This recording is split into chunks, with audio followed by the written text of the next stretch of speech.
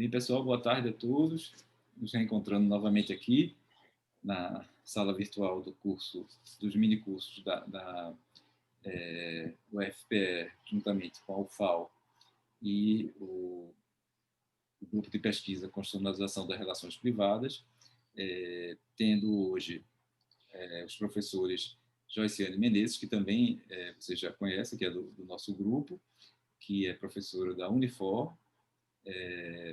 em Fortaleza, e também da Universidade Federal do Ceará. E também o professor Renato Antônio Constantino. Eu vou deixar que Joyce, que o convidou, faça a sua apresentação. Eu só queria, de início, dizer que nós estamos dando início. Demos início de manhã ao minicurso 3, com a aula sobre vulnerabilidade no direito das sucessões e herança legítima. Essa é a segunda aula do minicurso 3, e o tema é a capacidade na interdependência pelo sistema de apoios. Então, eu vou passar a palavra para a professora Joyce, a quem eu já agradeço pela sua disponibilidade, fazer a apresentação do professor por ela convidado, e depois, então, a aula já se inicia. Joyce, é com você, minha amiga. Pode acionar seu telefone ou seu microfone. Muito obrigada, professor Gustavo Andrade, professora Paula Falcão. Também agradeço ao professor Marcos Erhard, que nesse momento ainda não chegou à sala. E cumprimento a todos e todas que integram essa sala virtual. Sei que o programa esse semestre está bem movimentado, com as visitas de colegas que integram o grupo de pesquisa com REP, junto com parceiros por eles convidados. Eu fui também uma das selecionadas, e em função disso tenho muita honra, para participar dessa aula com vocês, e coube a mim convidar o professor Renato Constantino Caetio, que é professor, advogado e professor da Universidade Católica do Peru, a PUC Peru, em Lima, doutor pela Washington College of Law, e é professor tempo integral do Departamento Acadêmico de Direito da PUC do Pará, e é membro do grupo interdisciplinar de investigação sobre incapacidade, sobre deficiência da PUC daquele país. Também integra a rede de expertos na Convenção sobre os Direitos da Pessoa com Deficiência na América Latina. É um prazer enorme ter conhecido o professor Renato, e hoje nós juntos com outros professores da América Latina, discutimos esse tema em um fórum que começou há 2 ou 3 meses, e que foi bastante interessante, já resulta aí no terceiro encontro sobre os direitos da pessoa com deficiência, que acontecerá nos dias 25 e 26 de novembro agora, totalmente virtual, inscrição gratuita. Nós temos a alegria, professor Renato, de hoje contabilizar 700 inscritos, então o evento já se anuncia como um sucesso. O conjunto de palestras de conferencistas também foi muito bem selecionado pela comissão coordenadora, e nós esperamos que aqueles que nutrem interesse por essa temática venham a também se inscrever. O evento acontecerá em sala virtual e será imediatamente reproduzido no canal do YouTube da Universidade de Fortaleza.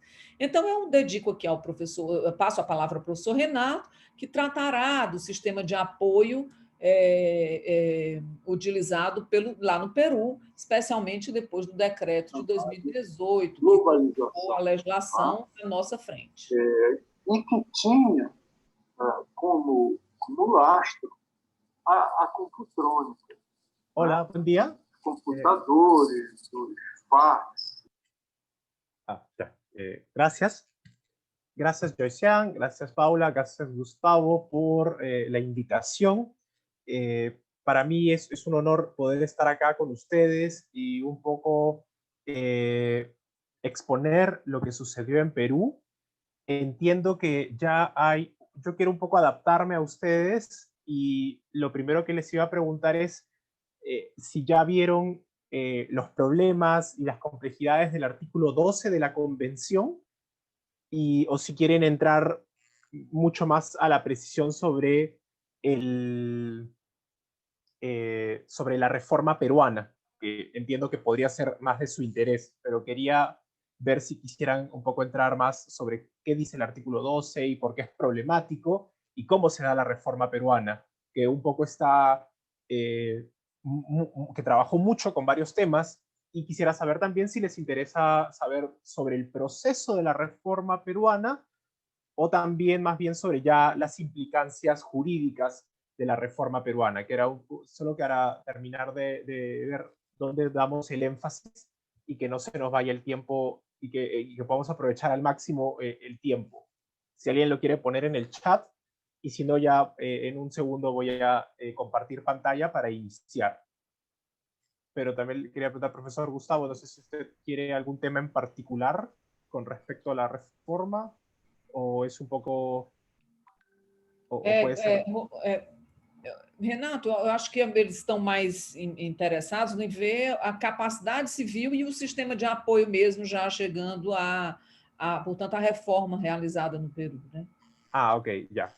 Entonces, dame un segundo y empiezo. Compartir pantalla. Bueno, los apoyos para la capacidad jurídica en el Perú se dan a partir del artículo 12 de la Convención, que plantea que las personas con discapacidad tienen derecho a los apoyos que requieran para la capacidad jurídica. En la reforma peruana, que es un proceso largo y complejo, que termina finalizando en el año 2018 con el decreto legislativo 1384, es un proceso largo que empieza desde la ley, desde el reglamento, donde se plantean diferentes acciones desde sociedad civil para tratar de modificar el Código Civil. No es un proceso sencillo, y como ven, desde que se inicia en el 2012 hasta que tenemos la ley pasaron 6 años. Un proceso largo, tedioso, complicado. ¿Cuáles son las reglas generales para el reconocimiento de la capacidad jurídica en el Perú? En pocas palabras, todas las personas con discapacidad tienen capacidad jurídica plena en todos los aspectos de la vida. Este es un cambio fundamental que trae el código. La discapacidad ya no puede ser utilizada para limitar la capacidad jurídica de las personas. Todas las personas con discapacidad, si lo desean, pueden designar apoyos judiciales o notariales, es decir, en el ámbito de un proceso judicial o frente a un notario. También pueden designarse judicialmente, cuando no sea posible obtener la voluntad de la persona, apoyos excepcionales. Vamos a entrar un poco a la dinámica de qué son esos apoyos excepcionales. Las personas con discapacidad responden civilmente, pueden ser susceptibles de responsabilidad civil. Lo que puede pasar es que si el error o el daño se comete por culpa del apoyo, la persona con discapacidad puede repetir contra el apoyo. Creo que ese término es igual en portugués, es decir, la persona con discapacidad puede pedirle al apoyo que pague la indemnización que él tiene que pagar a un tercero.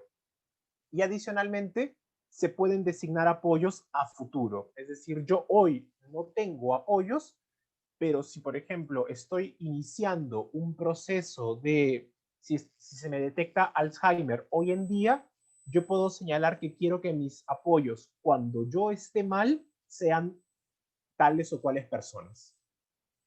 Esta es la reforma peruana en muy pocas palabras y de una manera un poco sencilla y rápida.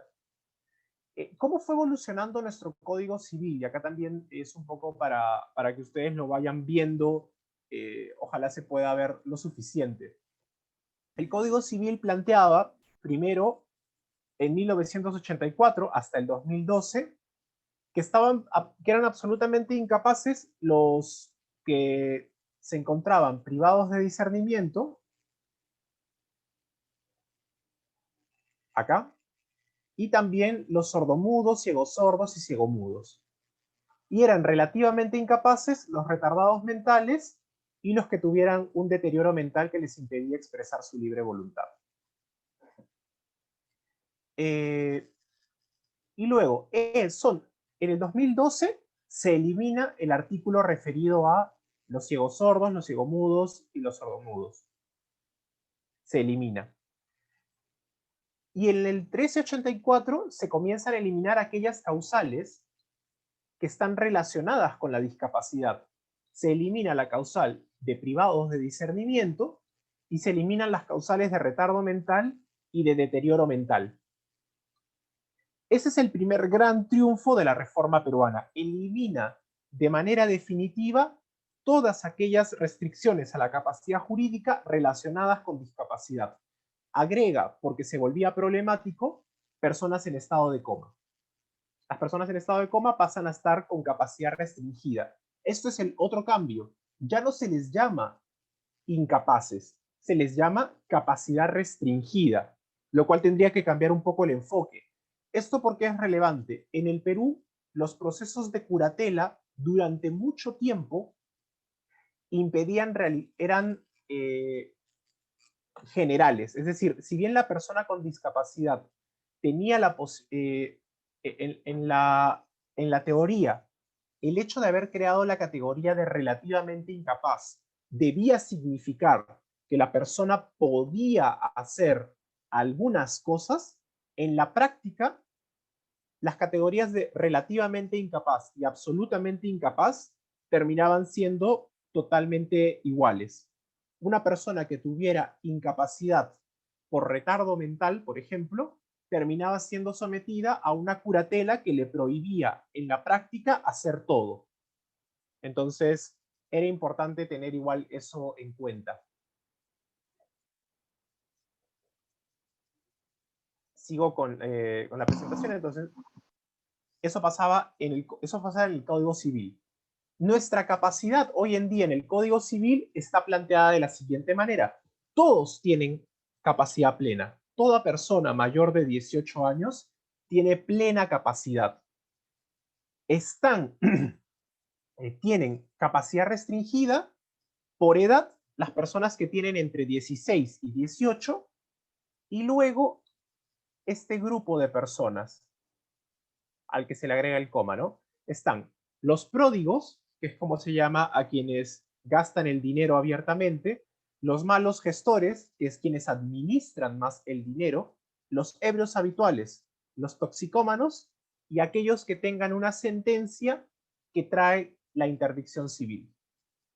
Esto fue bastante debatido en el Perú cuando se estaba pensando el proyecto de reforma, porque claro, era muy probable que personas con discapacidad psicosocial también pudiesen caer en el supuesto, por ejemplo, de malos gestores, ebrios habituales o toxicómanos o pródigos.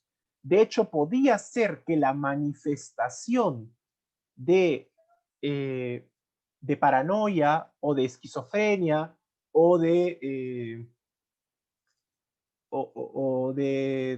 bipolaridad sea el gasto de dinero.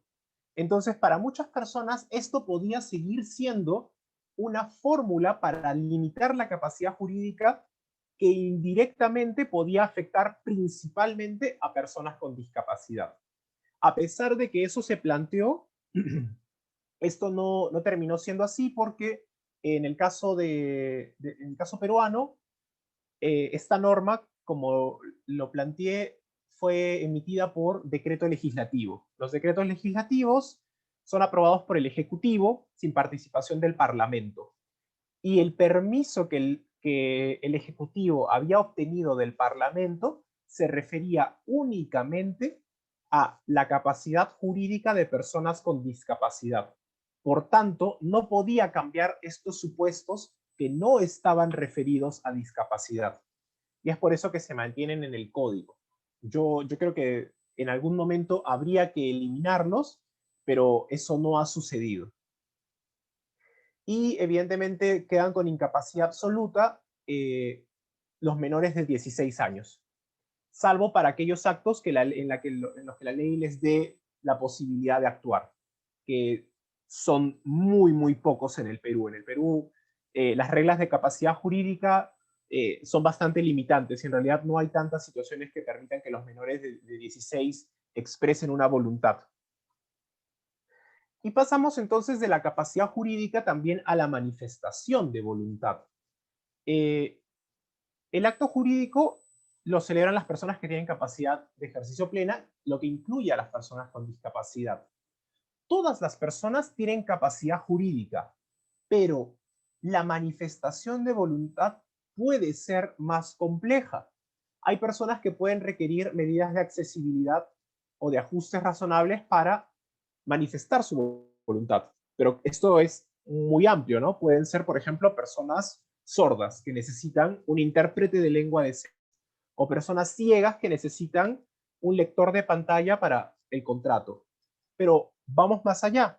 Personas con discapacidad intelectual o personas con discapacidad psicosocial, por ejemplo, en un contrato bancario podrían necesitar más tiempo para exponer, para entender lo que el contrato quiere decir. Las personas también pueden generar apoyos y estos apoyos los pueden ayudar a decidir qué es lo que quieren hacer realmente. Esta designación de apoyos no limita su capacidad. Y finalmente, si la persona no manifiesta voluntad, se puede requerir la designación de un apoyo excepcional designado por juez, que sí tiene representación. Entonces, la capacidad jurídica ya no se va a medir, y ahí tomo un poco la idea de Joycean, que está en su texto, siguiendo un poco las reglas de la observación general 1 del Comité de Derechos de Personas con Discapacidad, ya no va a ser medida a partir ni del resultado, es decir, de qué es lo que decide la persona, ni tampoco de la situación. No es que porque alguien tenga un diagnóstico se le impide participar del acto jurídico. Va a ser un elemento que en principio podría parecer neutral, pero que podemos pensar si es que acaso no termina siendo un análisis de funcionalidad, que es la manifestación de voluntad. Si una persona manifiesta voluntad, entonces, entonces participa del acto jurídico. Si no manifiesta voluntad, allí sí se puede requerir la designación de un apoyo excepcional, pero que solamente se da para los casos en los que la persona necesite tener un apoyo. Por ejemplo, imaginemos que la persona con discapacidad ha sufrido o se le detecta una complicación en alguna parte del cuerpo, imaginemos que tiene cáncer y que tiene un tumor, y entonces necesita hacer consentimiento médico. Si la persona no puede manifestar voluntad, lo que se va a requerir es que un apoyo lo haga, y ese apoyo va a ser designado por el juez. Ahora, ese apoyo no es un curador. Por tanto, la decisión que tome no debe ser adoptada siguiendo el interés de la persona, sino más bien siguiendo su voluntad y preferencias. Habría que preguntarse si acaso la persona realmente hubiese querido consentir cierto acto. No sé si todos me entienden y si estoy hablando de manera que me puedan comprender, o quisieran que vaya más lento o que retroceda o algo.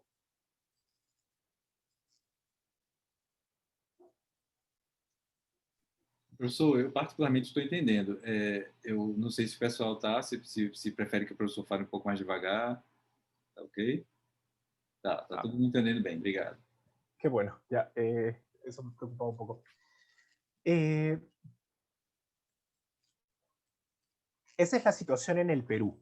Entonces, luego vienen cómo se determinan los apoyos. Y creo que esto es importante plantearlo como la idea teórica en el Perú. En el Perú,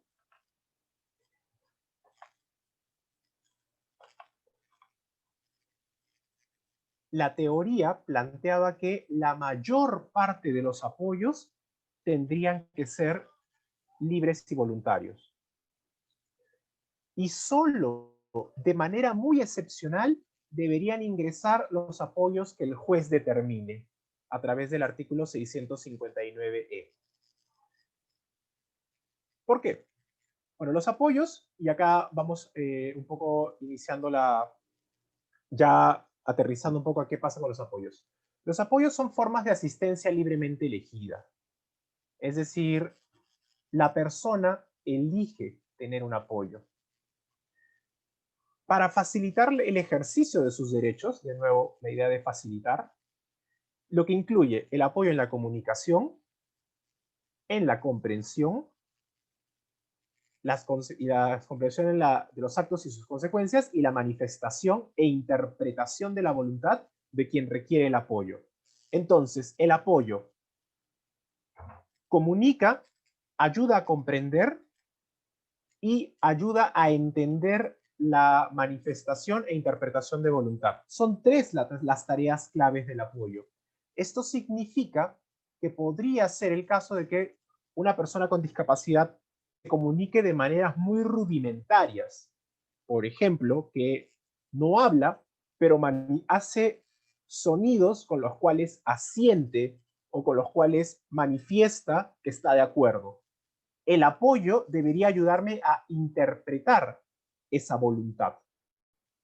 Podría darse el caso también de que la persona con discapacidad no entienda, por ejemplo, la diferencia entre el arrendamiento y la compraventa.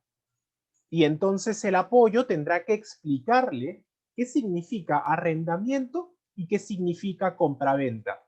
O también otros actos jurídicos, otros contratos, no sé si en Brasil los denominan contratos típicos o contratos nominados, que suelen ser más comunes en el derecho, ¿no? La compraventa, el arrendamiento, la superficie, la antícresis, una serie de contratos que podrían ser muy similares para quienes no manejan los problemas jurídicos. Y el apoyo en la comunicación, ¿no? Quizá la persona con discapacidad necesita que alguien lo ayude a manifestar su voluntad. Entonces, esta es la idea con los apoyos. El reglamento, es decir, luego de que se emite el decreto legislativo, se emitió un reglamento que precisó algunas ideas sobre los apoyos y las salvaguardias. Y de nuevo plantea la idea de la comunicación, la comprensión, la orientación y facilitar la manifestación de voluntad. Creo que la idea del apoyo va en esta vía. Ahora bien, aún hay muchas dudas sobre todo lo que pueden hacer los apoyos, y en esto quiero ser bastante claro, porque creo que allí Brasil, que tiene una reforma legislativa previa, está en un momento distinto. Yo creo que en este momento Perú está designando los apoyos. Las personas con discapacidad están accediendo a tener apoyos, pero próximamente lo que vamos a tener que ver es cómo actúan esos apoyos. Hoy por hoy todavía no hay esa dinámica. Creo que eso es importante tenerlo en cuenta. Las funciones del apoyo,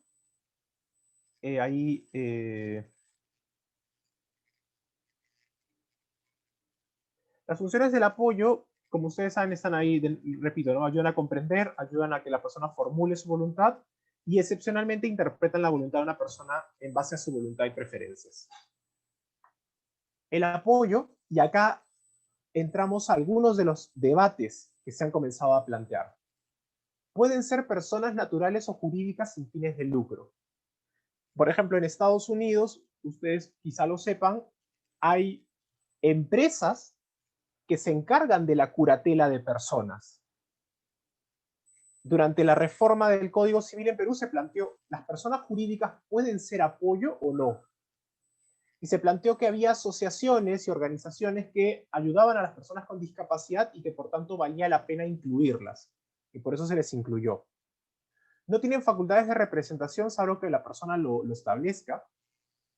No es lo mismo la accesibilidad o el ajuste que un apoyo para la vida independiente, o sea, el apoyo para la toma de decisiones, y creo que eso es importante, el apoyo para tomar decisiones no es lo mismo que el apoyo para una vida independiente. Es decir, el apoyo que me ayuda a celebrar un contrato no necesariamente es el mismo apoyo que me ayuda a vestirme o a comer. Y creo que eso hay que plantearlo como una diferencia porque suelen traslaparse y suele haber errores al momento de regular las figuras porque usualmente recaen sobre las mismas personas, pero son funciones distintas. Puede haber designaciones de apoyo vía notarial. No es lo mismo que persona de confianza, que es una persona con la que que puede iniciar el proceso, pero que no necesariamente termina siendo el apoyo. Si la persona está en una institución del Estado, se puede designar como apoyo excepcional a quien dirige la institución del Estado, que es otro elemento que, por ejemplo, es un rezago del modelo anterior.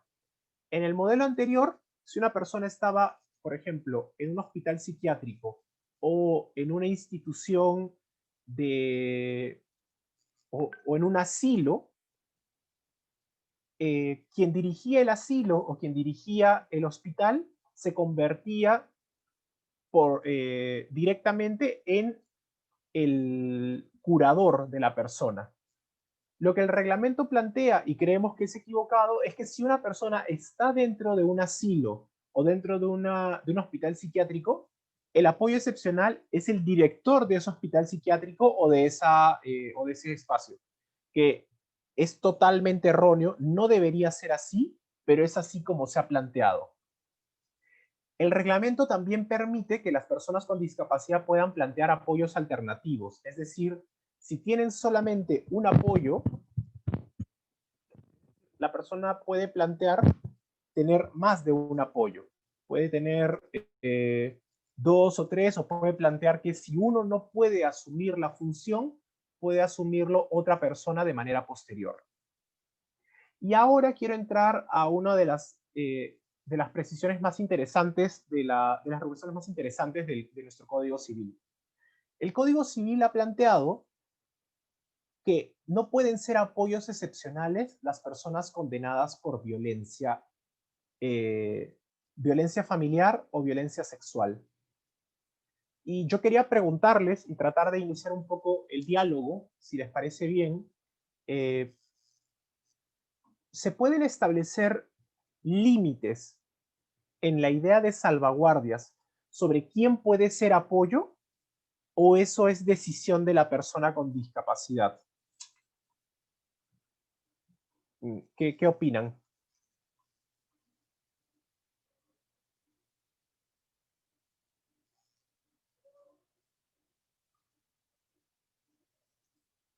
No sé si alguien quisiera decir algo.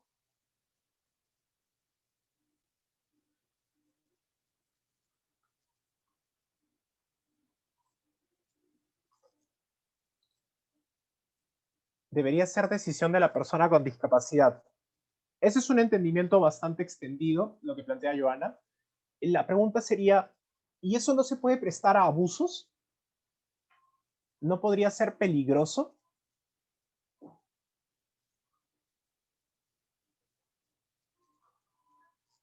¿Se asume el riesgo? O sea, ¿dejamos que las personas con discapacidad asuman cualquier riesgo? ¿O todavía queda un rezago de cuidados por sobre ella?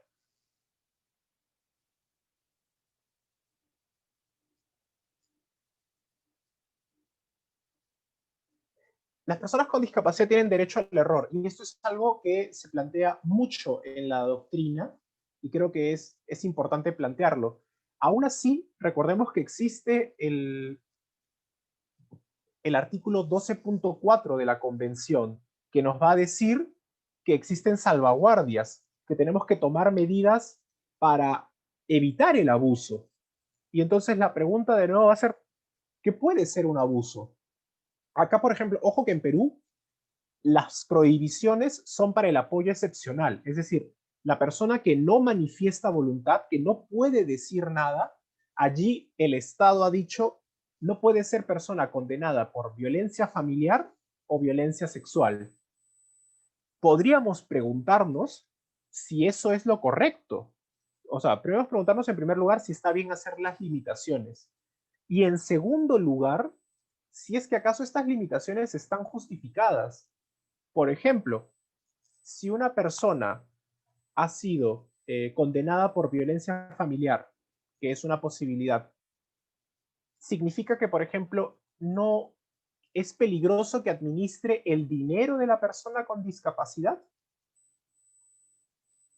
Y, por ejemplo, ¿qué tal si tenemos más bien una persona que ha sido condenada por estafa? Una persona condenada por estafa. podría administrar el dinero de la persona con discapacidad, o eso más bien también podría estar prohibido. Y estamos hablando ahora de personas que no manifiestan voluntad. Pero ¿qué tal si ya hablamos de personas que sí manifiestan voluntad? Por ejemplo, una persona con discapacidad acude al juez para designar un apoyo y el juez consigue la información de que el apoyo o de que el futuro apoyo tiene una condena por estafa. ¿Le debe prohibir convertirse en apoyo? O, por ejemplo, tiene la obligación de decirle a la persona con discapacidad esta información que quizá la persona con discapacidad no sabe. ¿Qué hacemos en estos casos? Lo difícil de establecer salvaguardias, como está planteando Joana, es que es muy difícil porque es una línea muy delgada. ¿Cuándo estamos protegiendo y cuándo estamos sobreprotegiendo? ¿Cuándo estamos garantizando el derecho de la persona con discapacidad y cuándo más bien estamos ingresando en la esfera de decisiones que sí puede tomar? Por eso es que es muy difícil ingresar acá y creo que ahí más adelante, quizá cuando ustedes sigan investigando sobre estos temas, se van a dar cuenta que la idea de los apoyos y de las salvaguardias nos obliga constantemente a pensar en cómo se dan estas situaciones y cómo podemos proteger a la persona con discapacidad sin limitar su vida diaria. Esto, por ejemplo, me parece muy relevante con respecto a cómo funcionaba antes. Si para cada acto jurídico la persona que es apoyo necesitase permiso del juez, podría ser inviable el sistema de apoyos. Justamente el sistema de apoyos presume que hay cierto nivel de confianza y entonces el apoyo puede hacer varias cosas. Probablemente lo que va a pasar es que después el juez evalúe con una revisión periódica, que puede ser cada 6 meses, cada año, etc. Pero igual quizá haya ciertos actos jurídicos donde debería haber más limitaciones. Por ejemplo, y luego quiero entrar a ello, porque me preguntaron sobre un poco sobre sucesiones, y yo quería saber si acá en Brasil, para dar testamento, se necesitan testigos, o la persona va y se presenta y no necesita que nadie más la acompañe.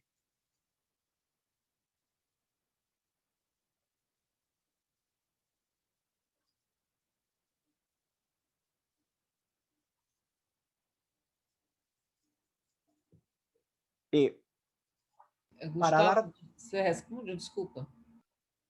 Estaba hablando de... para dar un testamento, ¿la persona acude sola a dar el testamento o tiene que estar acompañada? Una persona sin discapacidad.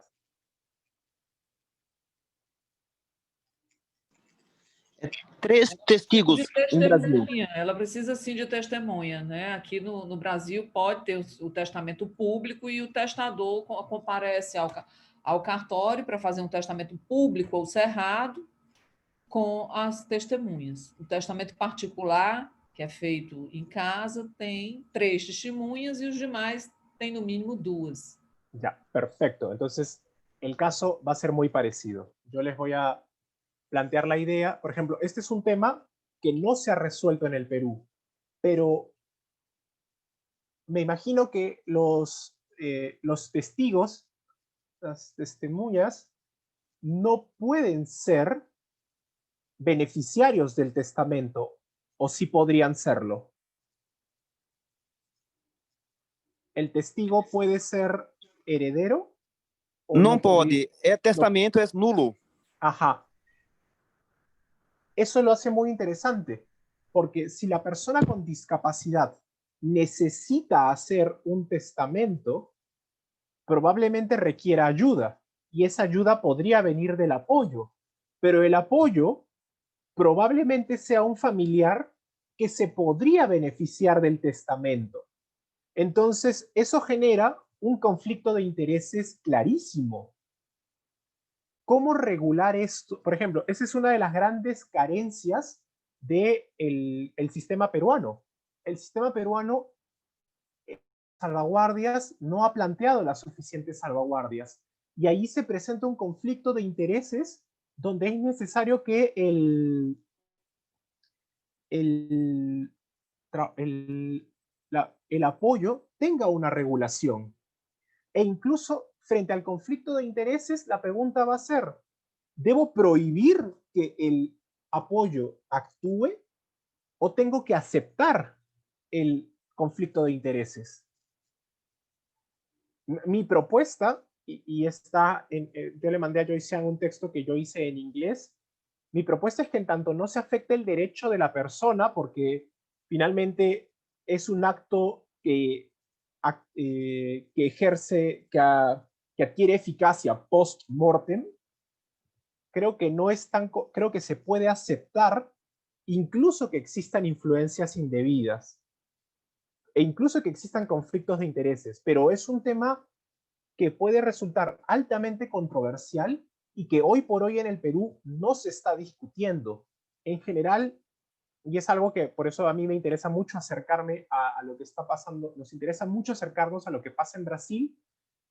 Los civilistas en la mayor parte de casos le han dado la espalda a la reforma y no se han interesado en comenzar a comentarla, a trabajarla y a estudiarla. Entonces, en realidad, somos más bien personas vinculadas a derechos humanos o a derecho internacional o a derecho constitucional, quienes hemos ingresado al ámbito del derecho civil a trabajar estos temas. Pero, por ejemplo, ahí me parece que hay un tema que necesita trabajarse en el Perú. En el Perú, y no sé si en Brasil esto ya está resuelto o tiene alguna forma de resolución, pero hay que comenzar a pensar qué hacemos con este conflicto de interés que es claro. La persona que necesita un apoyo, si vamos a prohibir que el testigo sea beneficiario del testamento, no tiene sentido también que el apoyo no sea beneficiario del testamento, en tanto parece que hay una idea de garantizar la voluntad, y eso, ya dando pasos más atrás, nos vuelve a preguntar, nos vuelve a cuestionar qué es realmente la voluntad. La voluntad tiene que ser pura,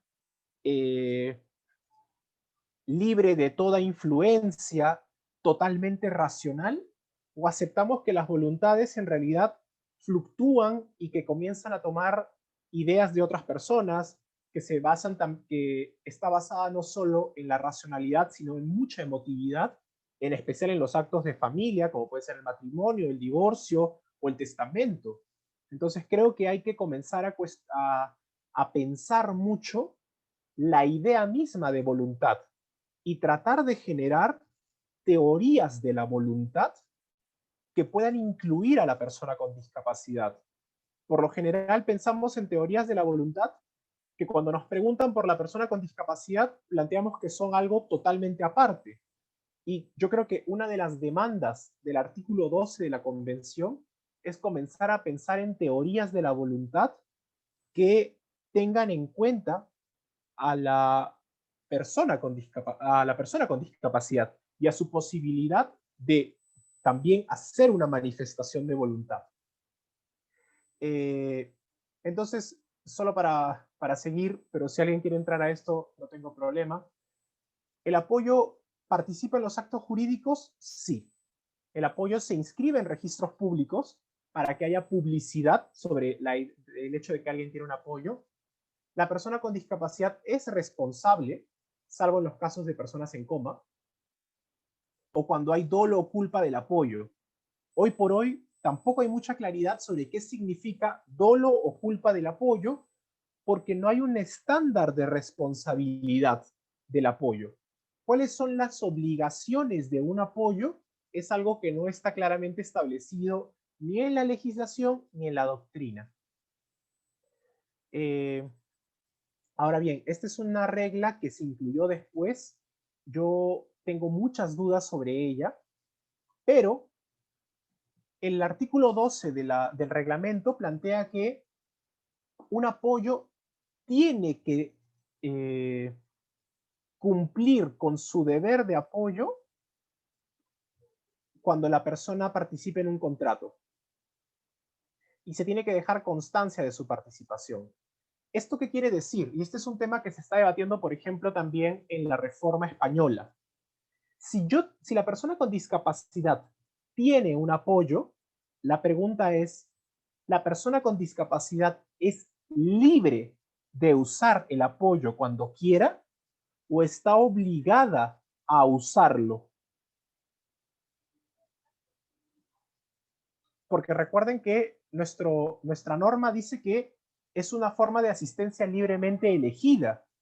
Si es libremente elegida, yo tengo derecho a usarla cuando yo crea que la necesito o estoy obligada a usarla cada vez que vaya a realizar un acto jurídico.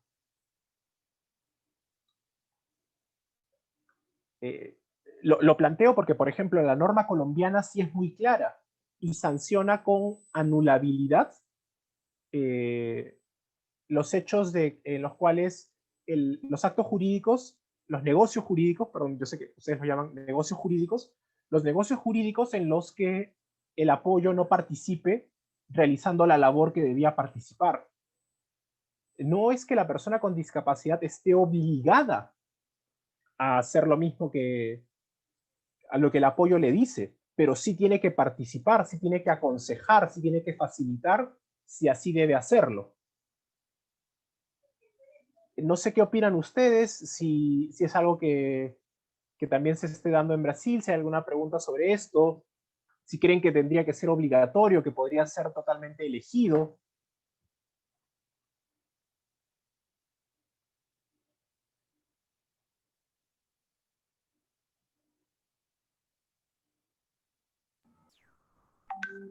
¿Alguien que quiera decir algo? Renato, você perguntou, me perdi aqui na pergunta. Você falou da responsabilidade civil da pessoa com deficiência? No. Si, por ejemplo, ustedes creen que la persona con discapacidad puede elegir usar el apoyo cuando quiera o está obligada a usarlo siempre. Ah, sim. A tomada de decisão apoiada entre nós está no âmbito da autonomia do sujeito, que pode pedir ou não. Por ejemplo, en Perú la ley decía eso. La ley decía que era libremente elegido, pero cuando se emitió el reglamento, se planteó que sí debía ser obligatorio. Y entonces, si la persona no lo usa, hay algunas posibilidades, o sea, no se sabe cuál es la consecuencia. Y este es el problema de que esta norma no ha sido debatida, creo, lo suficiente con los expertos en derecho civil. Hoy por hoy no se sabe cuál es el efecto jurídico de esto, porque podría ser la nulidad, la anulabilidad, la ineficacia, pero no hay claridad y creo que ese es otro de los problemas de una norma que no fue trabajada lo suficiente desde el derecho civil, que deja muchos problemas.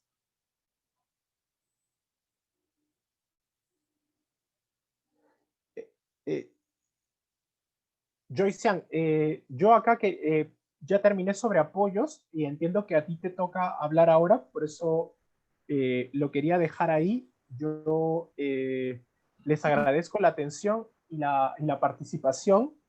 Sé que no ha sido suficiente para abordar todo lo que dice la reforma peruana, pero espero que les haya sido útil, que si les interesa más la reforma peruana, voy a estar colgando en el chat 2 enlaces sobre 2 textos que preparé al respecto. Y si tienen alguna duda extra, acá pueden encontrar mi correo electrónico si es que tuviesen la necesidad de hacer, si es que están investigando quizá de manera comparada cómo funciona la reforma peruana y cómo funciona, qué cómo funciona la reforma peruana, cómo está funcionando y si quieren hacer algún ejercicio comparativo entre Perú y Brasil. Les agradezco mucho la atención y espero que les haya gustado y que les sea útil, principalmente cuando uno está al nivel de maestría. La verdad es que comparar la experiencia de un país con la de otro puede ser muy valioso y puede ser muy, muy útil. Entonces espero que les sea de utilidad. Gracias.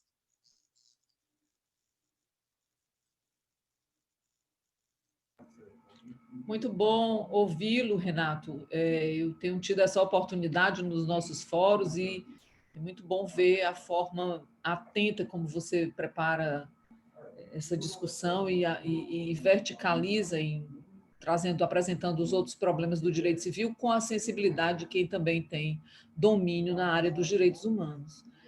Eu preparei aqui uma apresentação, um sistema que eu ainda não estou com muita habilidade de usar, e vou tentar relembrar aqui o ensaio que eu fiz com o Gustavo e a Paula Falcão, quando me ajudaram a fazer de compartilhar minha tela. Vocês estão vendo? Eu estou conseguindo compartilhar? Passei no teste?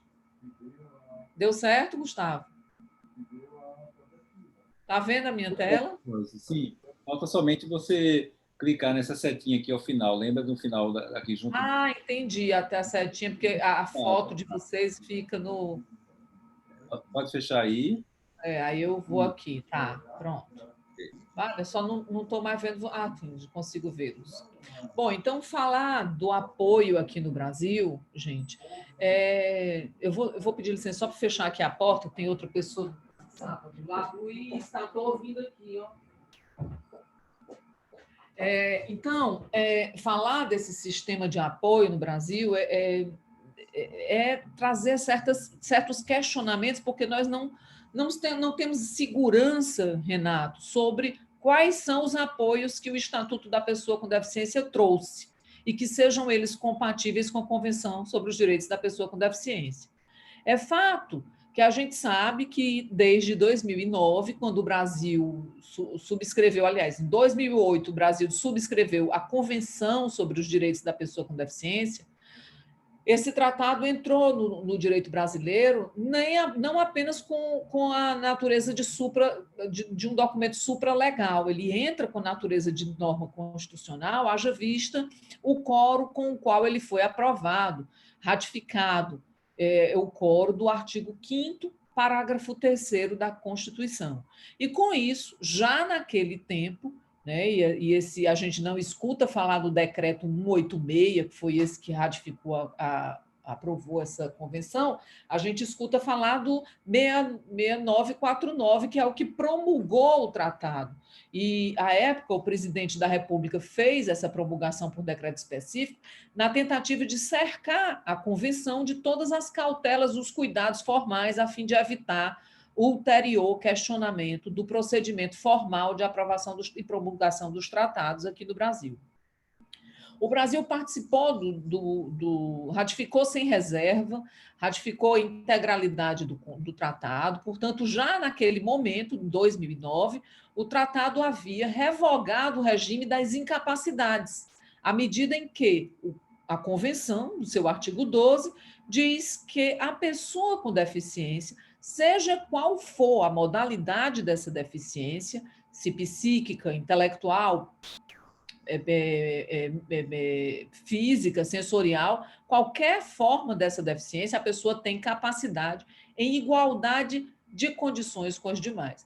Interessante, Renato e Gustavo, demais colegas, que alguns civilistas questionavam que capacidade legal era essa a que a convenção se reportava. E muitos entendiam que se tratava ali apenas da capacidade de gozo ou de direito. Mas é interessante observar, depois que a gente afunila um pouco mais a leitura sobre essa convenção, que a própria ONU e os países que integravam, naquele momento, a comissão de elaboração desse texto, houve ali uma discussão muito intensa sobre o artigo 12, inclusive essa dúvida sobre que tipo de capacidade era aquela havia sido é resolvida, e hoje a gente tem até um documento do Comitê sobre os Direitos da Pessoa com Deficiência informando que essa capacidade civil é legal, é a capacidade civil na sua inteireza, conjugando a capacidade de gozo e de exercício, e não apenas a capacidade de gozo. Então, a convenção entrou aqui já provocando essa mudança, como também permitiu o casamento, alterando o Código Civil, que à época considerava nulo o casamento firmado por pessoa com deficiência mental grave, e tantos outros dispositivos que o Código Civil trazia restringindo o direito, a convenção ampliava o direito. Mas, entre nós, ela não foi amplamente conhecida, Renato. Eu não sei entre vocês. A convenção só é conhecida pelos civilistas a partir da Lei Brasileira de Inclusão ou Estatuto da Pessoa com Deficiência. E o interessante é que o Estatuto da Pessoa com Deficiência já vinha tramitando como projeto de lei desde o começo dos anos 2000. 2003, por aí, foi a data que o projeto foi apresentado no Senado. Contudo, o teor desse projeto de lei era muito distante do que hoje se tem na Lei 13.146, que é o Estatuto da Pessoa com Deficiência. Isso porque depois de promulgada o decreto, o tratado por meio do decreto 6949, foi formada uma frente parlamentar para atualizar o conteúdo daquele projeto ao escopo da convenção. E é tanto que o artigo 2º do EPD faz menção a isso, que a lei visa realizar o escopo da Convenção sobre os Direitos da Pessoa com Deficiência. Então, quando o EPD, que nasce com esse nome por causa da nossa tradição, Renato, de chamarmos estatuto, certas leis especiais. Aqui no Brasil nós temos o Estatuto do Idoso, o Estatuto da Criança. Lá em 1962 nós tínhamos o Estatuto da Mulher Casada, né? Então nós temos uma tradição de nominar leis que tocam a grupos específicos de estatuto. Então essa lei vinha com esse nome de estatuto. Mas, vale, quase que eu engoli a colherzinha. Olha, gente, desculpa aí a minha falta de jeito. Então, essa lei, que vinha com essa forma, né, de se apresentar, nesse projeto de lei, que era inicialmente chamado Estatuto, ele, em uma das audiências públicas realizadas para discutir os temas que abordados pela lei, aí lá no Rio de Janeiro se sugeriu também que ela levasse o nome de Lei Brasileira de Inclusão. Então, é uma lei com 2 nomes, Estatuto da Pessoa com Deficiência e Lei Brasileira de Inclusão. Interessante que os advogados, bacharéis, preferem falar estatuto, mas as pessoas de outras áreas, em função, em respeito ao escopo da lei, à finalidade da lei, preferem referir-se a ela como Lei Brasileira de Inclusão. Então, essa lei, ela de cara, ela traz ela põe em relevo o que parte do que a Convenção já anunciava. A Convenção já anunciava a reforma no regime das incapacidades, mas é o EPD quem vai dar uma outra cara à curatela. E ele vai fazer isso, ao nosso ver, como uma forma de atender ao mandamento convencional de que o Estado deve estruturar medidas de apoio ao exercício da capacidade. Ele vai aproveitar a curatela e talvez faça isso sem muita felicidade. Porque antes do Estatuto, havia a curatela como um instituto do direito protetivo assistencial que tutelava uma pessoa considerada incapaz de administrar a si e a seu patrimônio. A curatela era o efeito da ação de interdição, essa palavra tão pesada, cheia de significantes negativos, que ainda é reproduzida no vigente e bem novo Código de Processo Civil, Renato. Nós tivemos também um Código de Processo Civil que inicia a vigência em 2016. Como projeto de lei, tramitava no Congresso paralelamente ao Estatuto da Pessoa com Deficiência, mas as comissões não dialogaram. E aí o Código de Processo Civil continuou reportando a interdição, chamando interdição a ação que visa a instituição da curatela.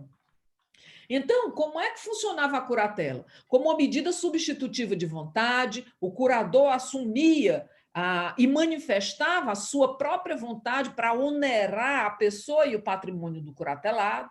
E eu me lembro bem de uma decisão absolutamente teratológica, maligna, em que o curador havia conseguido a autorização judicial para remover o rim do curatelado.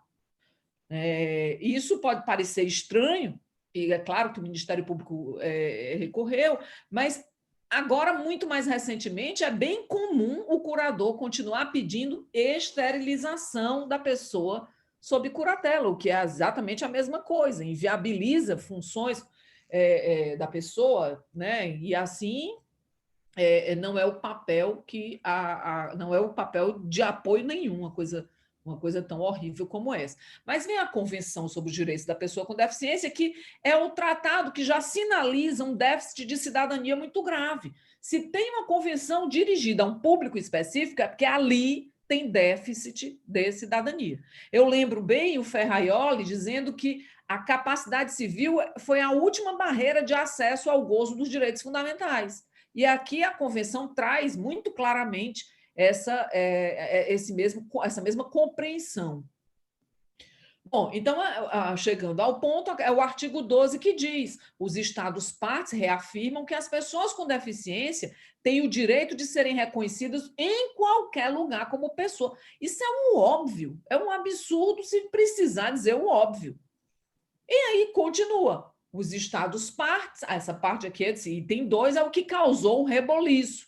Porque é aqui que diz que os Estados partes reconhecerão as pessoas com que as pessoas com deficiência gozam de capacidade legal em igualdade de condições com as demais, em todos os aspectos da vida civil. Foi aqui que houve uma reação mais extremada, inclusive dos civilistas, mas não ao tempo da promulgação do decreto 6449, e sim do Estatuto da Pessoa com Deficiência, que tem um texto que espelha o artigo 12 da Convenção. Mas o que seriam os apoios?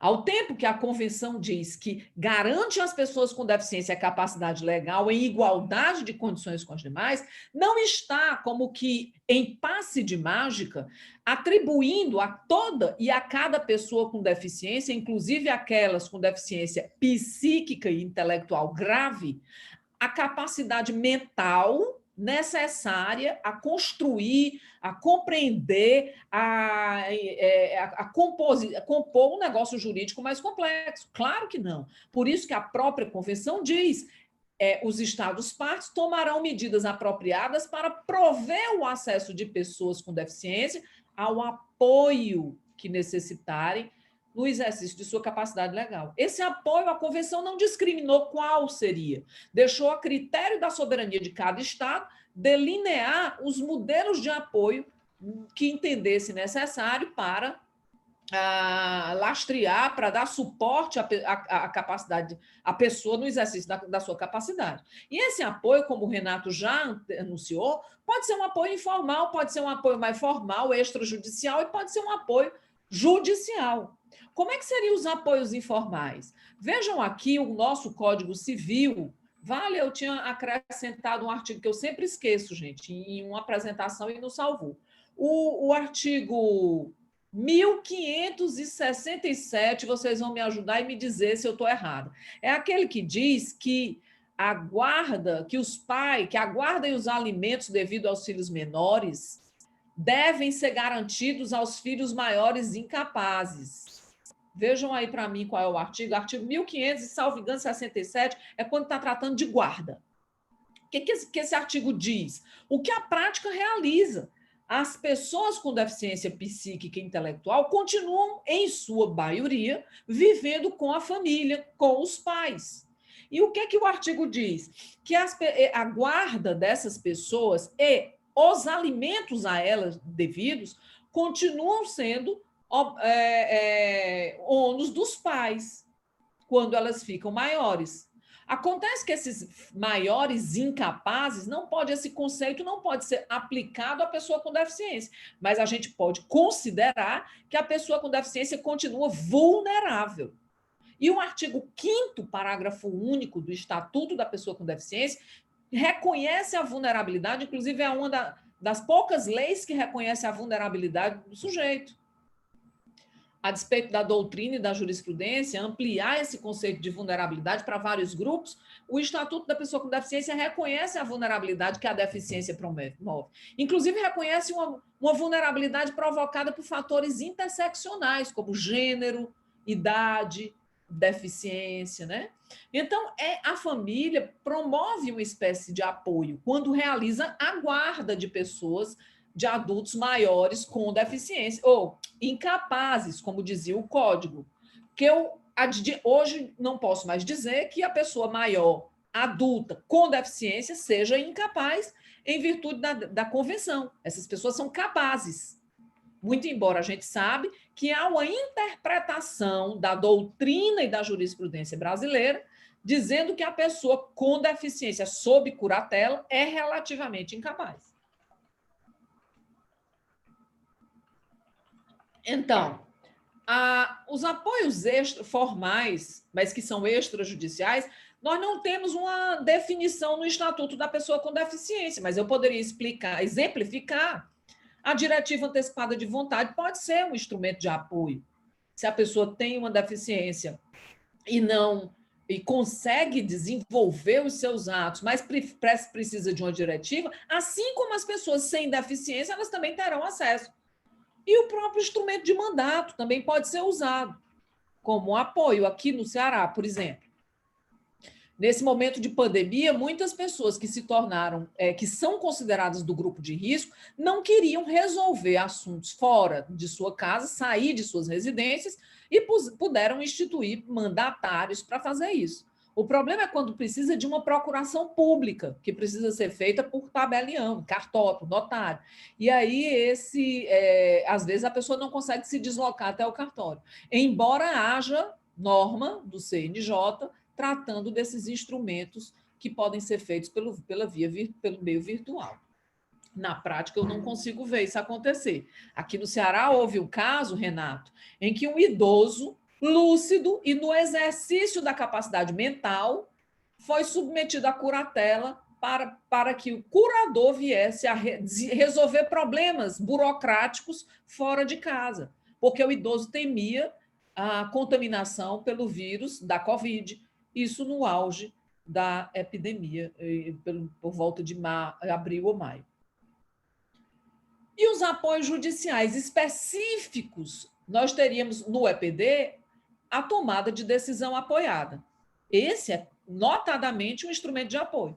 Mas o curioso, Renato, é que essa lei, que demorou mais de 10 anos como projeto de lei no Congresso, só tinha até a sua última votação na Câmara dos Deputados só fazia referência à curatela. Não tinha a tomada de decisão apoiada.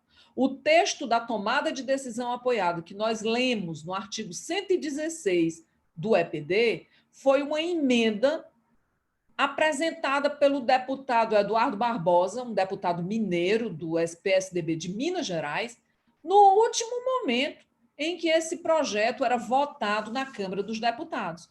A emenda do deputado foi aprovada sem ressalva e deu origem ao artigo 116, que, por sua vez, acrescenta o artigo 1783-A do Código Civil Brasileiro. Então, a dúvida é: a curatela é apoio ou continua sendo aquela medida antiga, substitutiva de vontade, do direito protetivo assistencial, comum ao direito de família oitocentista, do Código Brasileiro de 1916, que reproduzia as ordenações portuguesas? Essa é a pergunta.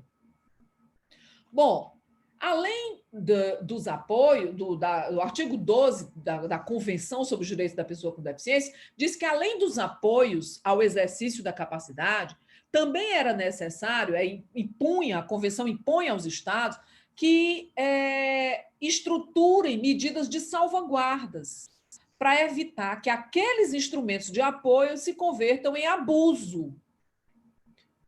Então, a ideia é: oferecer instrumentos de apoio para dar suporte à pessoa no exercício da capacidade, mas cercar os instrumentos de apoio de salvaguardas a fim de evitar que o apoio ofusque, apague, diminua, reduza a pessoa a mero objeto, afastando a sua dignidade, a sua personalidade, prejudicando o seu patrimônio. Então, a gente poderia dizer que as salvaguardas visam evitar conflito de interesse, influência indevida, evitar que a medida de apoio seja desproporcional e, assim, garantir que elas sejam proporcionais e adequadas à necessidade da pessoa que precisa desse apoio, ou porque requer, ou porque a ela é aplicado. A salvaguarda também recomenda que essas medidas de apoio sejam revisitadas, revistas periodicamente, a fim de evitar que elas também se perpetuem na esfera jurídica da pessoa com deficiência e que elas sejam proporcionais ao grau, que essas salvaguardas sejam sempre proporcionais ao tipo de apoio que é oferecido. Então, proporcionais ao grau em que tais medidas afetarem os direitos e interesses da pessoa com deficiência. Quais seriam, portanto, os instrumentos formais de apoio no Brasil? Os dois mencionados na Convenção, seja a curatela, que existia no projeto de lei do Estatuto da Pessoa com Deficiência, até o último momento em que ele vai ser aprovado, votado na Câmara, nós tínhamos a curatela e adiante foi incluído a tomada de decisão apoiada. O problema de chamar a curatela de apoio é tratar um instituto velho, com sua característica já arraigada, sua marca bem sedimentada, né, no imaginário das pessoas, dar a ela uma outra característica. Então, eu poderia comparar, seria colocar vinho novo em odre velho, ou remendar uma roupa velha com tecido novo. Isso vai dar problema, como está dando problema, né? E aí, será que ela é considerada apoio? Você pode pensar que formalmente ela seria apoio se observar que o artigo 85 do EPD diz que a pessoa tem capacidade e logo em seguida diz que, se for necessário, a ela será dada a devida... É o artigo 84, desculpa. O artigo 84 do Estatuto diz: a pessoa com deficiência tem assegurado o direito ao exercício de sua capacidade legal em igualdade de condições com os demais. Ou seja, a premissa é que ela tem capacidade legal exatamente como eu e você. O parágrafo 1º vai dizer que, quando for necessário, a pessoa com deficiência será submetida à curatela conforme a lei. Se o EPD está falando que a pessoa com deficiência pode ser submetida à curatela conforme a lei, pode ser que ela esteja querendo dizer que ela é apoio, porque está dizendo aqui que, no parágrafo 3º, que na definição da curatela, entenda-se que essa medida é protetiva, extraordinária, proporcional às necessidades e circunstâncias e durará o menor tempo possível. Complementarmente, o Código de Processo Civil diz que a curatela deve ser exercida nos limites da necessidade da pessoa e que a atuação do curador deve respeitar as suas preferências, a sua história de vida e tudo mais, né? E aí o parágrafo 2º diz que a pessoa pode, é facultada a ela, portanto, não é obrigatória, é facultada a ela a deficiência. Então, a tomada de decisão apoiada. Então, se eu fosse estruturar, a pessoa tem capacidade legal em igualdade com os demais. Se ela quiser, é facultada a ela o recurso da tomada de decisão apoiada.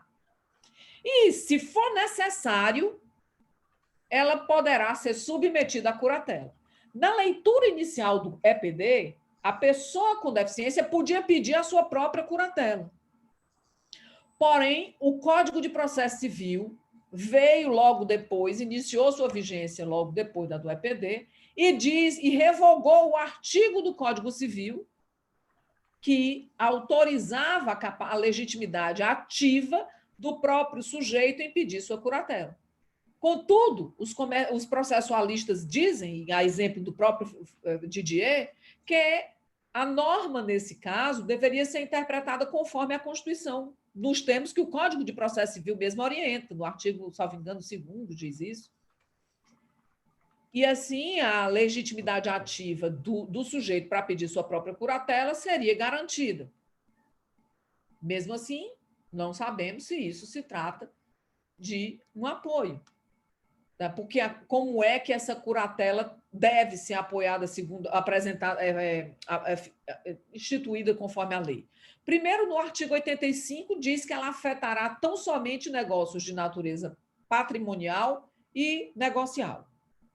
E o parágrafo 1º diz que a fixação da curatela, os poderes da curatela, não alcançam o próprio corpo, a sexualidade, o matrimônio, a privacidade, a educação, a saúde, ao trabalho e ao voto. Estranho que esse artigo 85, parágrafo 1º, tem sido subvalorizado por alguns tribunais em face do artigo 84, parágrafo 1º e 3º. Porque o Tribunal Mineiro, por exemplo, entende que o artigo 84, nos seus parágrafos 1º e 3º, autorizam uma curatela em matéria existencial, se assim for necessário a esfera jurídica da pessoa curatelada, certo? Mas o artigo 84, parágrafo 1º, está aí reservando as questões existenciais à própria pessoa. E interessante que o professor Paulo Lobo, na versão do seu livro ainda de 2010, dizia que a capacidade civil, qualquer restrição à capacidade civil não devia ser aplicada às questões existenciais. Outras características também da curatela. No parágrafo 2º do artigo 85, diz que ela é medida extraordinária e que a sentença deve apresentar as motivações de sua definição. Ou seja, é preciso dizer por que a pessoa está sob curatela. É uma medida extraordinária. Então, quando ela é fixada, por quê? Qual foi a motivação que levou o judiciário a fixar aquela curatela? Isso deveria estar na sentença, mas, às vezes, só se menciona esse artigo de forma retórica, sem explicar o porquê da necessidade da curatela. E, por fim, o 87 do EPD também diz que, se houver urgência e relevância para proteger os interesses da pessoa, será lícito ao juiz, depois de ouvir o Ministério Público,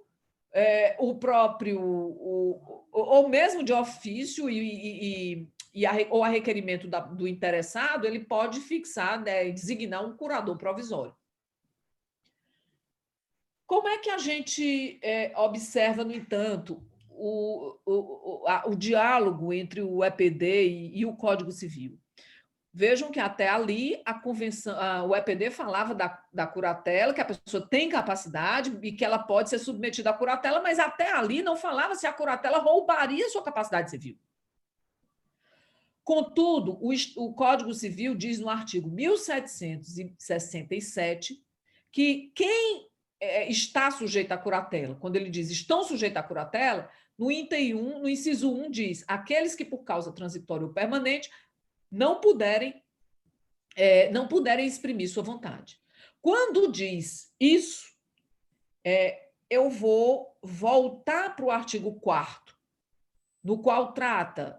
no qual se trata da incapacidade relativa, e vou encontrar que são incapazes relativamente a certos atos aqueles que, por causa transitória ou permanente, não puderem exprimir sua vontade. Donde se conclui que quem está sob curatela é aquela pessoa que também é relativamente incapaz, se eu usar apenas esses 2 artigos para construir minha argumentação.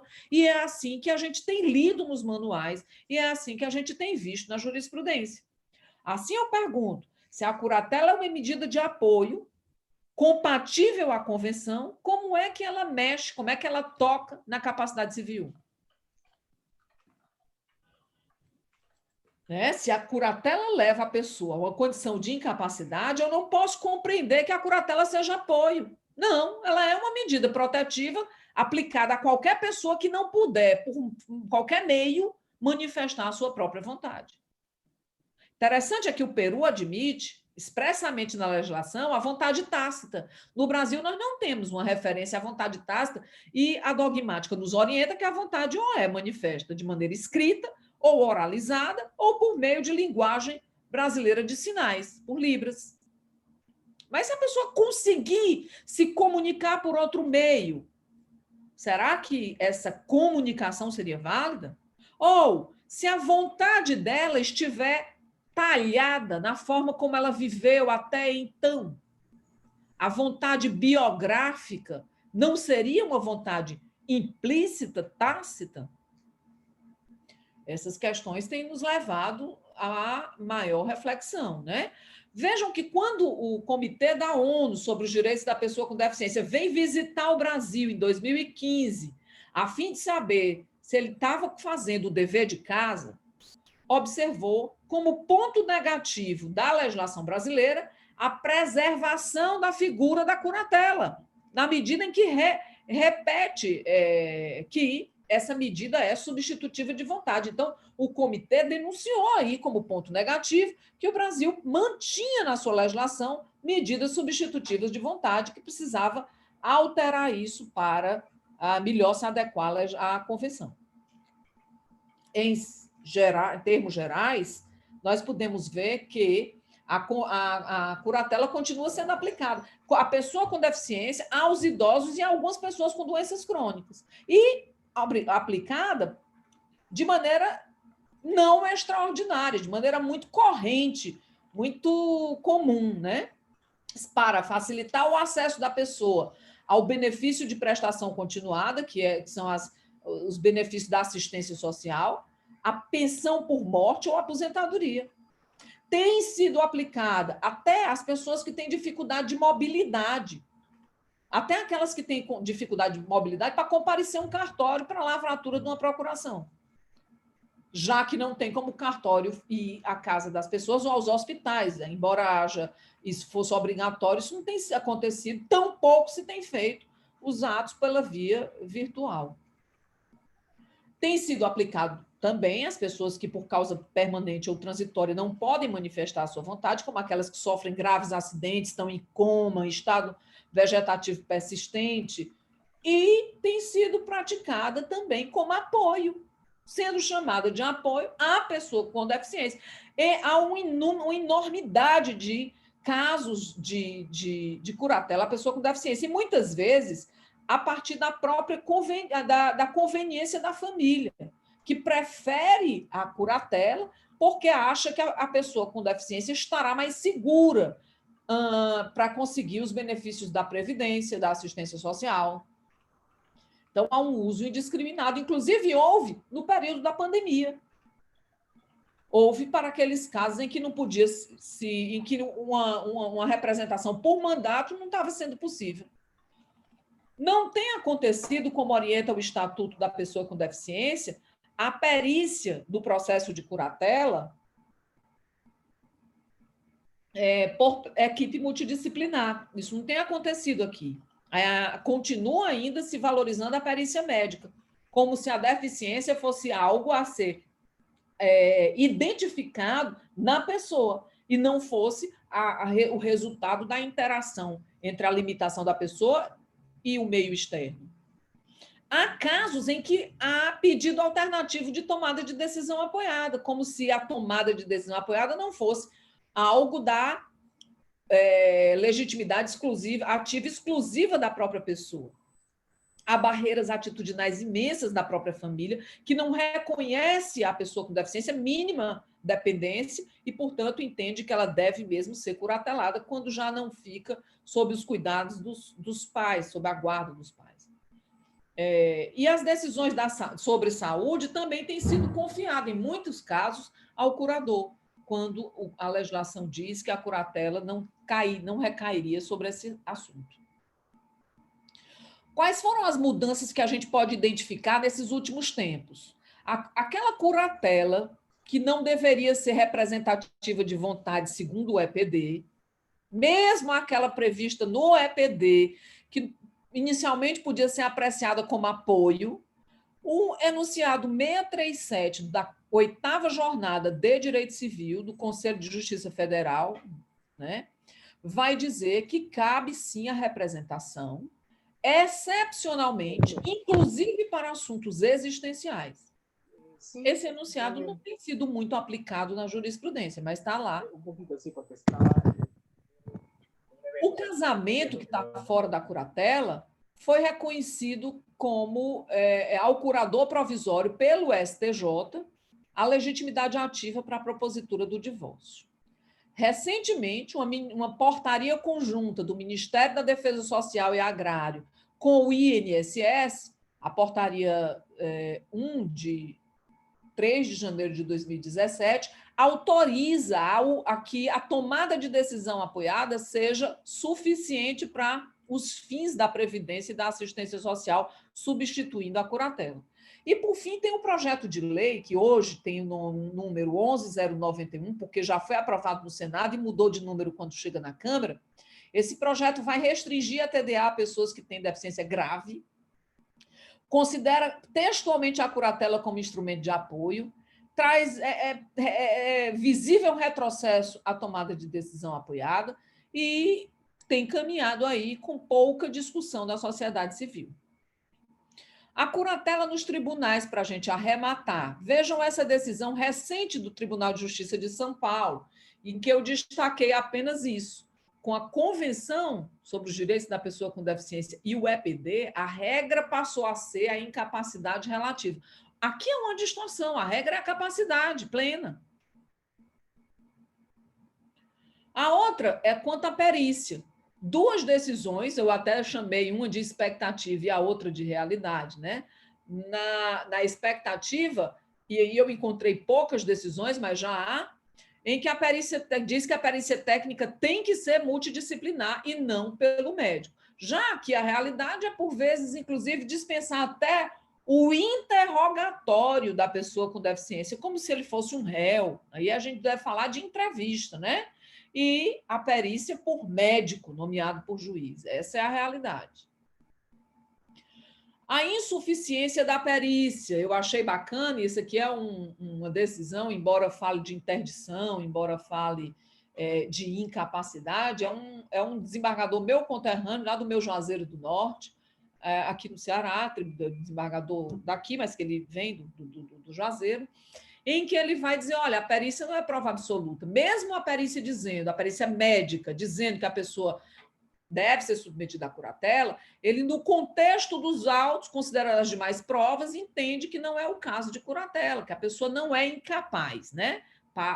Então, ainda há essa repetição dos signos que eram comuns ao tempo anterior à Convenção sobre os Direitos da Pessoa com Deficiência. E isso fortalece quando se usa aí a curatela.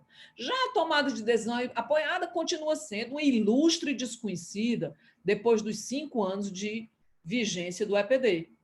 É um acordo de apoio firmado entre apoiado, capaz, sem nenhuma ranhura na sua capacidade civil, e as pessoas, pelo menos duas, que ele com elas tem vínculo, que passam a ter assumir a posição de apoiadores. Os apoiadores poderão apoiar essa pessoa que requer a medida em questões existenciais ou patrimoniais. É o termo de apoio que vai definir.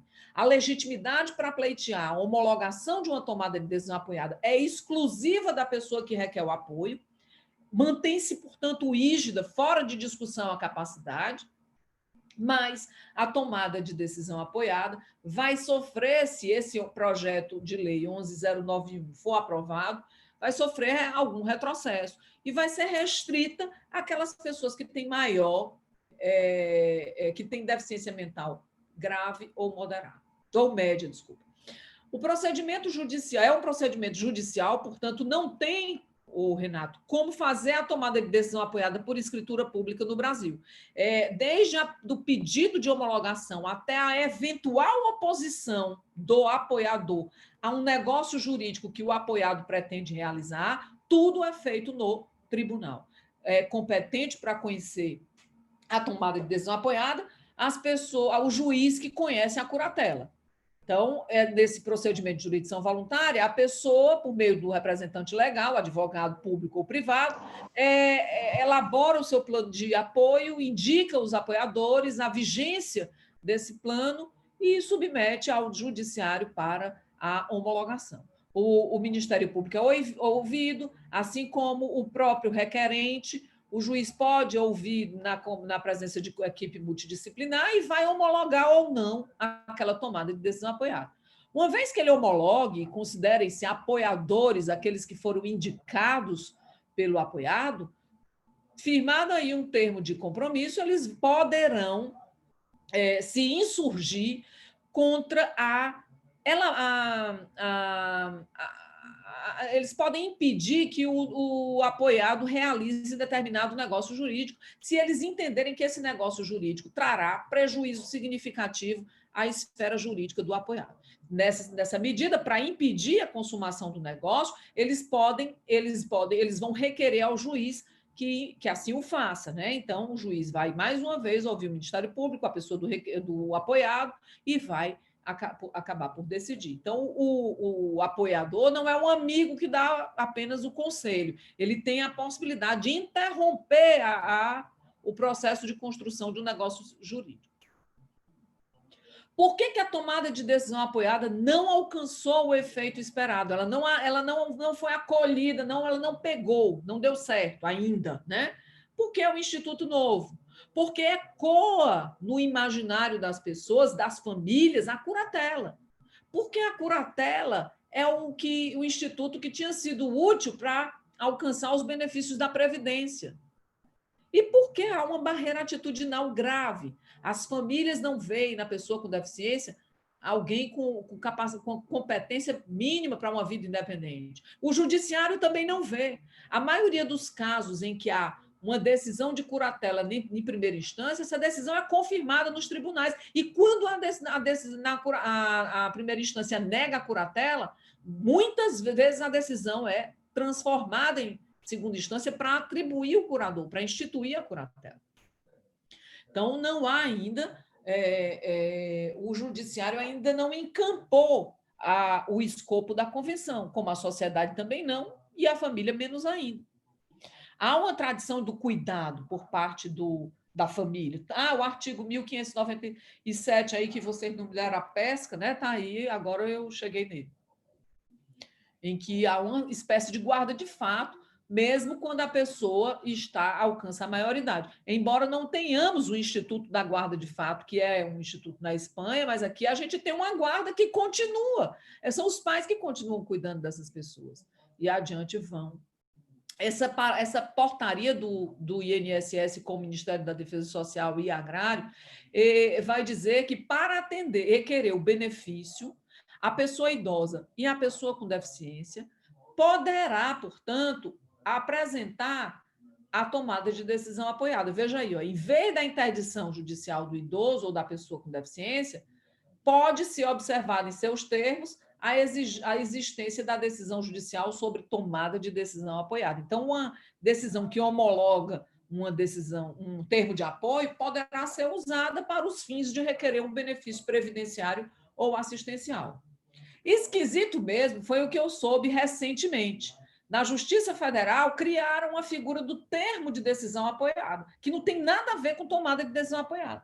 Isso aqui é um termo no qual alguém que representa informalmente o interesse de uma pessoa com deficiência, sem condição de manifestar a sua vontade e comparecer em juízo, assina um termo autorizando a representação legal daquela pessoa por um advogado, aqui um advogado público, para o fim de ingressar com alguma ação que venha beneficiar a pessoa na sua esfera patrimonial. Então, a gente pode observar que ainda estamos tateando na construção dos apoios. O EPD não alcançou a eficácia social pretendida, ele não é inteiramente compatível com a Convenção sobre os Direitos da Pessoa com Deficiência, persistem barreiras, inclusive atitudinais, essas são as mais graves, há uma incipiência das salvaguardas, a curatela não é um mecanismo de apoio, embora a gente possa aplicar aí com ajustes razoáveis, mas com muita dificuldade, nem assim ela se transmuta mesmo em apoio, pelo que nós podemos ver da prática e da doutrina da jurisprudência. Então, em tese, não cabe a representação por substituição de vontade, é necessário ampliar os espaços de autonomia, e isso não é feito nas curatelas. Concentra-se muito os poderes na figura do curador, e assim a gente não vê.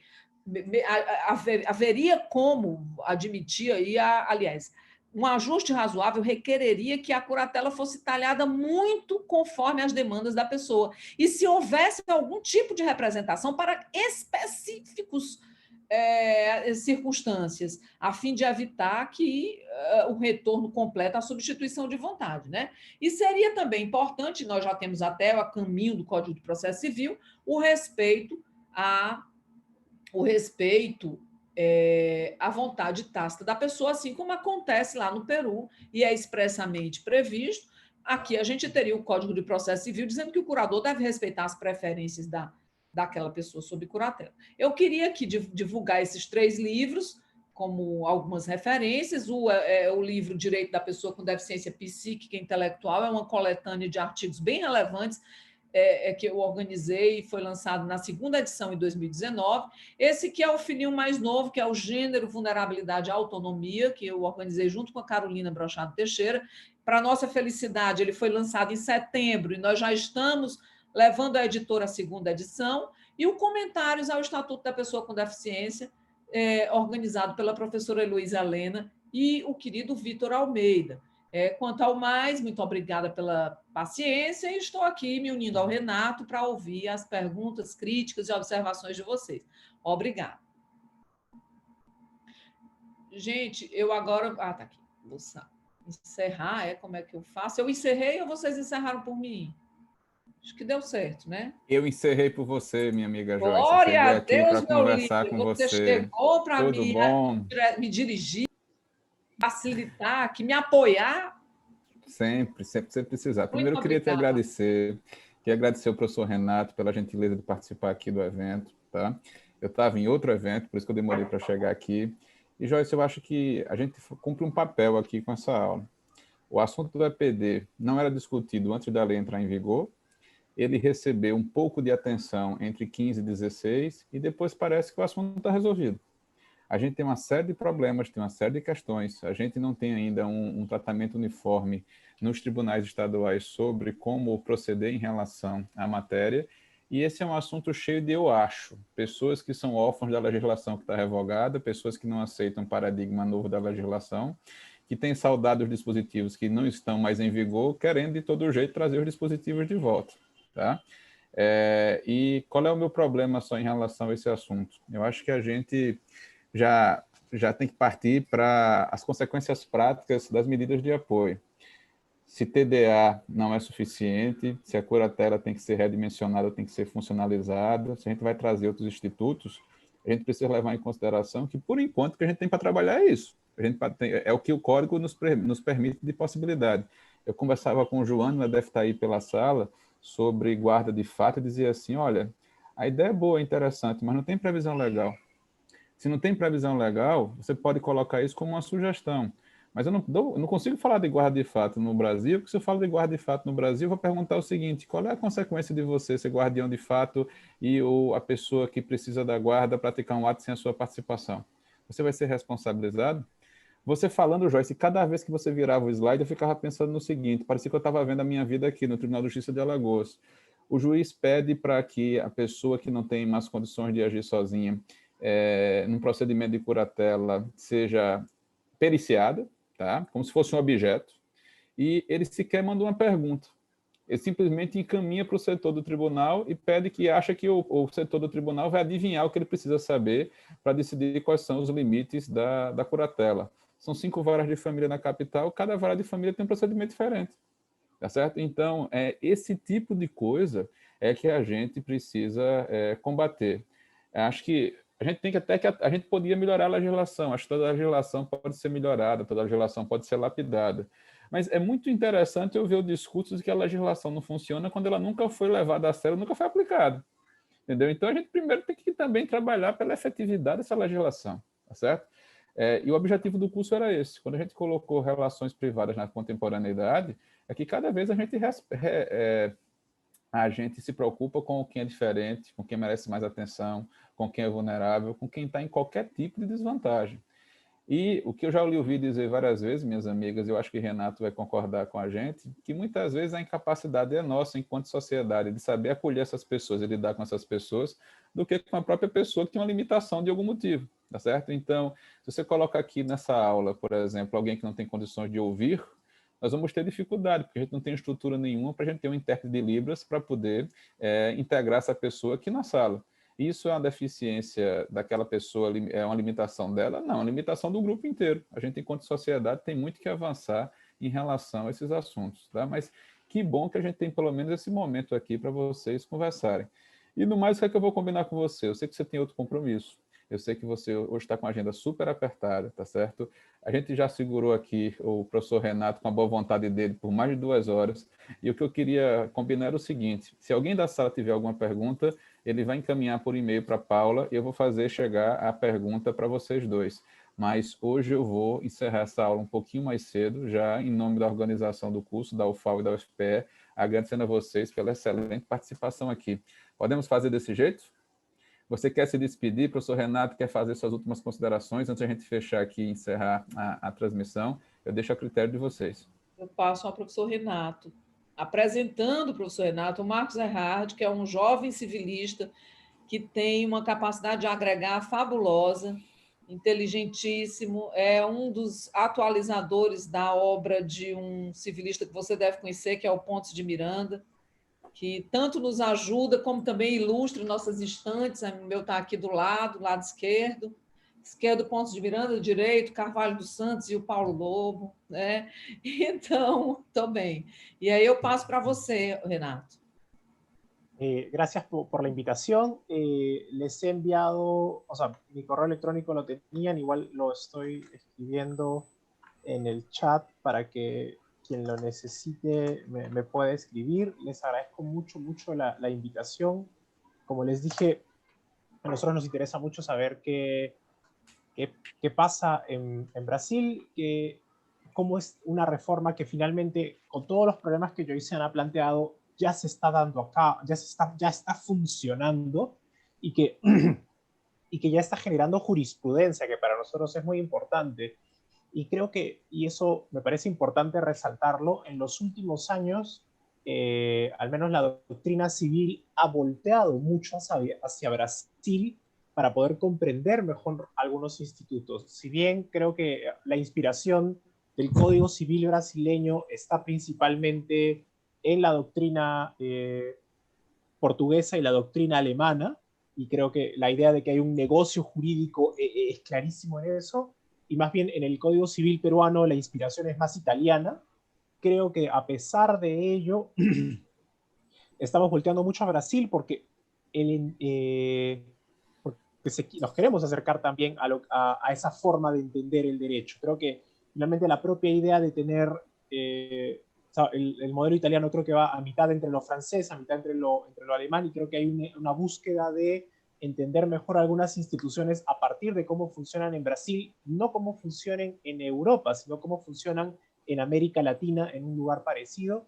Entonces creo que en general ha habido una vuelta desde los civilistas a ver qué es lo que pasa en Brasil, y creo que mi intención sería tratar de que exista también mucha más doctrina desde Brasil sobre capacidad jurídica, de tal manera que los civilistas volteen a ver también cómo se está trabajando capacidad jurídica y también compartir lo que al menos desde lo legal se está haciendo en Perú, y un poco comenzar ese diálogo que tendría que darse en toda América Latina sobre cómo pensar la capacidad jurídica de las personas con discapacidad, y a partir de eso repensar las instituciones que están alrededor de la capacidad jurídica.